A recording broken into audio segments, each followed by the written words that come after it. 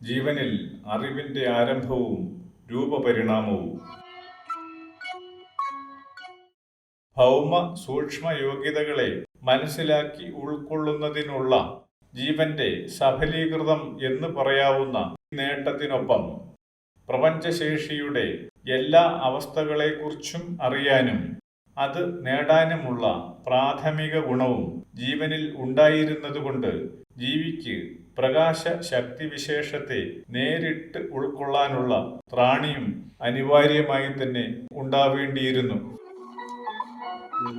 പ്രപഞ്ചത്തിലെ സവിശേഷ ഊർജമായ പ്രകാശത്തെ ജീവനിലേക്ക് ആവാഹിക്കേണ്ടുന്ന അനിവാര്യത നിമിത്തം ശരീരത്തിന്റെ മുൻഭാഗം എന്ന് പറയാവുന്ന തലയിൽ പ്രകാശാഭിമുഖ്യമുള്ള ഭാഗം തന്നെയാണ് അനുയോജ്യവും വികാസം പ്രാപിക്കുന്നതിന് സാധ്യമായിരിക്കുന്നതും. പ്രകാശത്തെ പ്രതിഫലിപ്പിക്കാൻ സാധിക്കുന്നതും ശരീരത്തിനുള്ളിലേക്ക് എത്തിക്കാൻ പറ്റുന്ന വിധത്തിൽ ട്രാൻസ്പെറൻസി ഉള്ളതുമായ ജൈവഗുണം അനിവാര്യത നിമിത്തം നിരന്തരമായ സൂര്യപ്രകാശമേറ്റ് ശക്തി പ്രാപിച്ചു നിന്ന ശരീരഭാഗമായ തലയിലേക്ക് ആകർഷിക്കപ്പെട്ട് ശരീരത്തിന്റെ മുൻഭാഗത്തു തന്നെ വന്നുപെടുന്നു. ഈ വികാസം നാവ് എന്നതുപോലെ വായ്ക്കുള്ളിലോ വായുടെ മുൻഭാഗത്തോ ആയിരിക്കാൻ സ്വാഭാവികമായും സാധ്യമല്ലാതിരിക്കുകയും ചെയ്യുന്നു. സുപ്രധാനവും പരിസരത്തെ മുഴുവനായി തന്നെ കണ്ടെത്തി അറിയേണ്ടതുമായതുകൊണ്ട് ഈ അവയവത്തിന് ഏറെ സുരക്ഷിതമാകേണ്ടതും അനിവാര്യമായിരുന്നു. ഇങ്ങനെയുള്ള അവസ്ഥയിൽ ചുണ്ടുകൾക്കൊത്തത് എന്ന് പറയാവുന്ന ഭാഗത്തോ ഏറ്റവും മുൻഭാഗത്തോ പ്രകാശത്തെ ജീവനിലെത്തിക്കുന്ന അവയവത്തിന്റെ കേന്ദ്രീകരണം എന്നത് സുരക്ഷിതമായിരുന്നില്ല. മാത്രവുമല്ല, മുകൾ ഭാഗത്ത് മാത്രം ദർശിക്കുക എന്നത് ആവശ്യങ്ങൾക്കൊത്ത വിധം ഗുണകരമായ കാര്യമായിട്ട് വരുന്നതുമല്ല. മുൻഭാഗത്തും ശരീരത്തിന്റെ വശങ്ങളിലുമുള്ള കാര്യങ്ങളും പരമാവധി കാണാൻ തക്കവണ്ണം സ്ഥാപിക്കപ്പെടേണ്ടിയിരുന്ന ആവശ്യകതയും സുരക്ഷിതത്വം എന്ന അനിവാര്യതയും നിമിത്തം കണ്ണ് എന്ന അവയവം മുൻഭാഗത്തു തന്നെ നിർമ്മിതമാവുകയും ചെയ്തു.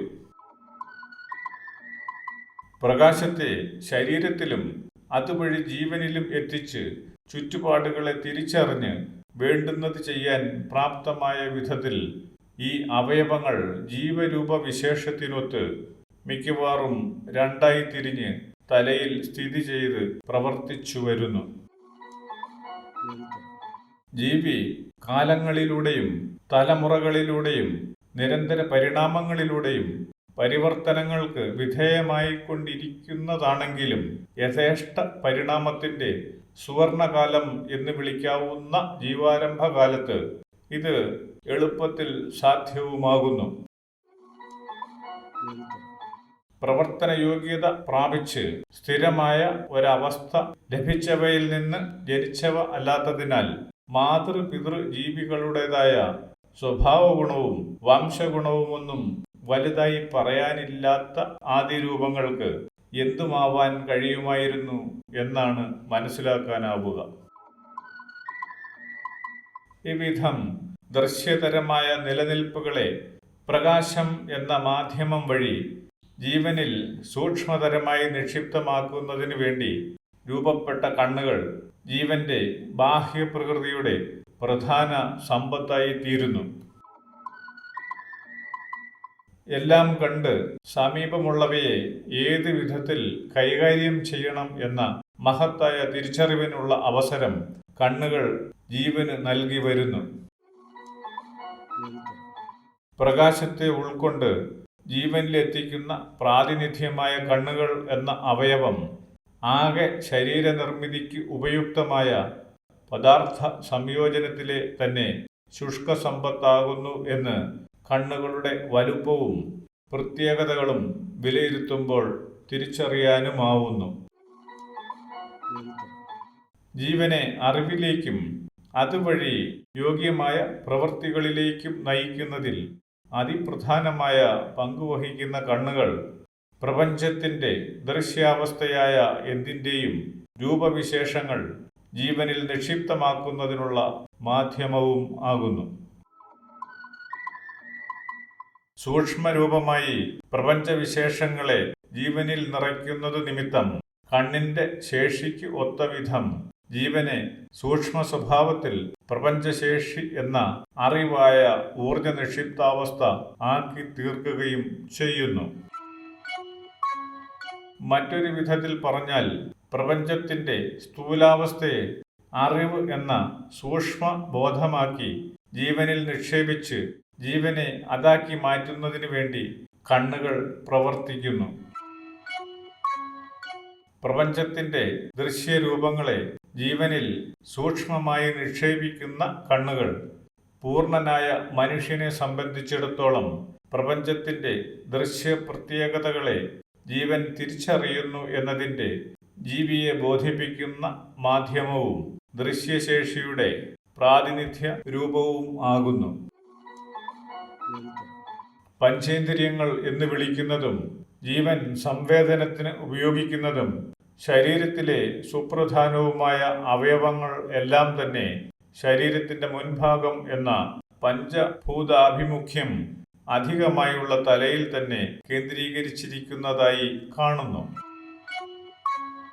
ജീവിയെ സംബന്ധിച്ച് തീർത്തും അനിവാര്യമായ നാക്കും ഏറ്റവും പ്രധാനപ്പെട്ടതായ കണ്ണുകളും അതീവ സൂക്ഷ്മതയോടെയും കൃത്യതയോടെയും ഇങ്ങനെ സൃഷ്ടിച്ചെടുത്ത പ്രകൃതിയുടെ വിരുത് കണ്ണുകളെയും നാവിനെ എന്നതുപോലെ സംരക്ഷിക്കാനും മറന്നിട്ടില്ല എന്നതിൽ നിന്ന് ഈ സംരക്ഷണം എന്നത് ജീവന്റെ അനിവാര്യത എന്ന അറിവായി മാറുന്നു എന്ന് കാണാം.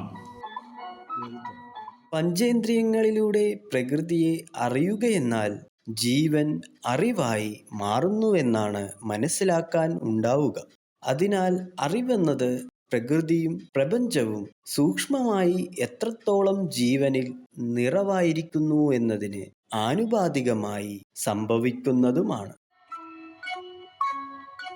കൂടാതെ പ്രപഞ്ചം അങ്ങേയറ്റം കരുതലോടെയും നിശ്ചയത്തോടെയും സ്വയം സംരക്ഷിച്ചു നിന്ന് ആവശ്യങ്ങൾക്കൊത്ത് പ്രവർത്തിക്കുന്ന അറിവും ആകുന്നുവെന്ന് ഇതുവഴി മനസ്സിലാക്കാനാവുന്നു. പ്രകാശം എന്ന ഊർജത്തിന്റെ അവസ്ഥയെ തിരിച്ചറിയുകയും അതിനൊത്ത് പ്രവർത്തിക്കുകയും നാനാവിധമായ ശേഷികൾ ആർജിക്കുകയും മറ്റു ജീവികളെയും ജീവനില്ലാത്തതിനെയും ഒക്കെ രുചിച്ചു നോക്കി ജീവന് യോജ്യമാണോ എന്ന് തിരിച്ചറിയുന്ന അല്പമെന്ന് വിളിക്കാവുന്നതെങ്കിലും സാധ്യമായിരിക്കുന്ന പ്രാപ്തി എന്നത് പ്രപഞ്ചത്തിന്റെ പ്രത്യക്ഷതയ്ക്ക് കാരണമായ പ്രവർത്തനഗതിയുടെ ജീവനിലേക്കുള്ള പകർന്നാട്ടമായി ബോധ്യപ്പെടാനുമാവുന്നു. ജീവരൂപത്തിന്റെ തലയിൽ തന്നെ പഞ്ചേന്ദ്രിയങ്ങൾ എന്ന സുപ്രധാന പ്രവർത്തന സങ്കല്പത്തിൽ വരുന്ന മൂക്കും ചെവിയും കൂടി നിർമ്മിതമായി വന്നു. പ്രകൃതിയിലെ ഗന്ധങ്ങളിൽ നിന്ന് അഥവാ വായുവിന്റെ നിക്ഷിപ്ത വിശേഷങ്ങളിൽ നിന്ന് ജീവന് മറ്റു ജീവനുകളെയും സാഹചര്യങ്ങളെയും തിരിച്ചറിയാനും ആഹാരം തേടാനുള്ള സാധ്യതയും അവസ്ഥയും മനസ്സിലാക്കുന്നതിന് ഉതകുന്ന ശേഷിയും അനിവാര്യമായിരുന്നു. ജീവരൂപ വികാസത്തിന് അനുകൂലമായ ആദ്യ ഘട്ടത്തിൽ പക്ഷേ ഗന്ധങ്ങൾ തിരിച്ചറിഞ്ഞ് ചുറ്റുപാടുകൾ മനസ്സിലാക്കുന്നതിനുള്ള സാധ്യത വളരെ കുറവായിരുന്നു എന്ന് കാണാം. കാരണം പ്രകൃതിക്ക് ആദ്യ ഘട്ടത്തിൽ ഗന്ധം തന്നെ ഉണ്ടായിരുന്നുവെന്ന് പറയാൻ കഴിയില്ല. ജീവികളെ സംബന്ധിച്ച് ഗന്ധം എന്നത് പ്രകൃതിയിലെ രാസഗുണ വൈവിധ്യങ്ങളുടെ വായുബന്ധത്തിലൂടെ സംജാതമാവുന്ന അവസ്ഥ എന്നതിനൊപ്പം വികാസം പ്രാപിച്ചു വരുന്ന ജീവരൂപത്തിൽ നിന്ന് ശരീരാംശങ്ങൾ അനുനിമിഷം നശിച്ച് വിഘടിതമായി പ്രകൃതിയിൽ ലയിക്കുന്നതിലൂടെ സൂക്ഷ്മാണുക്കൾ വഴി സംഭവിക്കുന്ന വായുവിന്റെ അവസ്ഥാന്തരവുമാണ്. ഇത്തരത്തിൽ ജീവിയെ സംബന്ധിച്ച് വായുവിന്റെ ഗന്ധം എന്നത് ഏറിയ പങ്കും ജീവശരീരങ്ങൾ പ്രകൃതിയിൽ ലയിക്കുന്ന അവസ്ഥ ആയിരിക്കുകയും അത് എത്രത്തോളം ഗുണകരമാകുന്നുവെന്ന് തിരിച്ചറിയാനുള്ള ജീവന്റെ ശേഷി വികാസവുമായി അനുഭവപ്പെടുകയും ചെയ്യുന്നു. ആദ്യ ഘട്ടത്തിൽ ഇങ്ങനെ ഒരു തിരിച്ചറിവിന്റെ ശേഷി ആവശ്യക്കുറവ് നിമിത്തം ജീവന് ഇല്ലാതിരിക്കുന്നതുകൊണ്ട് ജീവിയെ സംബന്ധിച്ചിടത്തോളം ഭൂമിയിലെ ഏതവസ്ഥയും ഗന്ധമില്ലാത്തതായി തന്നെ ഇരിക്കുന്നു. ഗന്ധം തിരിച്ചറിയാൻ പറ്റുന്ന വിധത്തിലുള്ള അവയവ സംവിധാനങ്ങൾ ഇല്ലാതിരുന്നു എന്നതിനൊപ്പം ആദ്യ ജീവരൂപം ഭൂമി തന്നെ ആയിരുന്നു എന്നതുമാണ് ഇത്തരമൊരു അവസ്ഥയ്ക്ക് കാരണം. ഭൂമി എന്നത് അത്രത്തോളമായ ശേഷിയുള്ള ഒരു ജീവന്റെ പ്രപഞ്ചതരമായ പ്രവർത്തനമാണ്.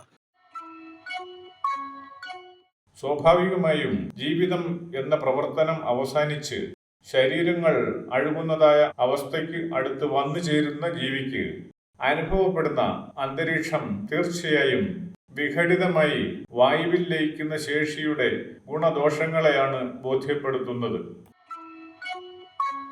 ജീവപ്രവർത്തനത്തിന്റെ ഈ അവസ്ഥ മറ്റൊരു ജീവിക്ക് സുഖകരമോ അസുഖകരമോ ആയി തോന്നുന്നത് ആ ജീവന്റെ ആർജിത ഗുണവിശേഷങ്ങളെ ആശ്രയിച്ചാകുന്നു എന്നു മാത്രം.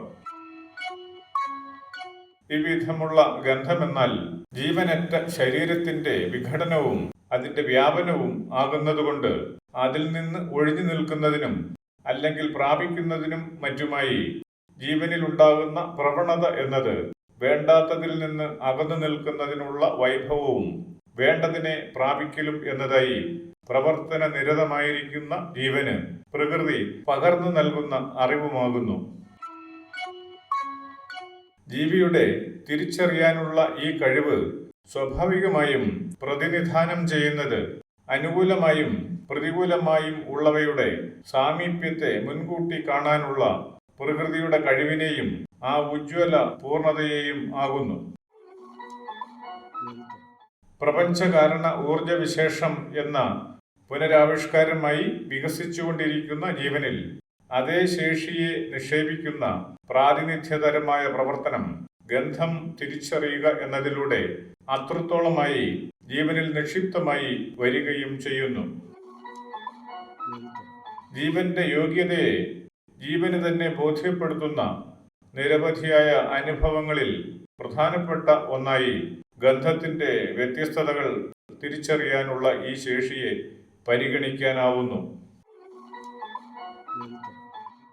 ഇപ്രകാരം ഗന്ധം തിരിച്ചറിയാനുള്ള ഒരു ജീവിയുടെ ആർജിത ശേഷി എന്നാൽ അത് സാധിച്ചെടുക്കുന്ന അവയവം പ്രകൃതിയുടെ വിവിധ ശേഷിയുടെ പ്രാതിനിധ്യം എന്നതാകുന്നു.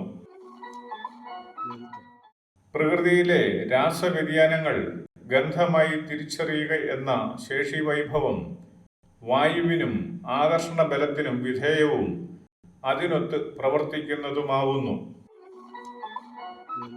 രൂപവും ദൃശ്യാവസ്ഥയുമുള്ള നിലനിൽപ്പുകളിൽ നിന്ന് മാത്രമാണ് ശരീരം എന്ന രൂപവും ദൃശ്യാവസ്ഥയും വളർന്നു വന്നിട്ടുള്ളതും.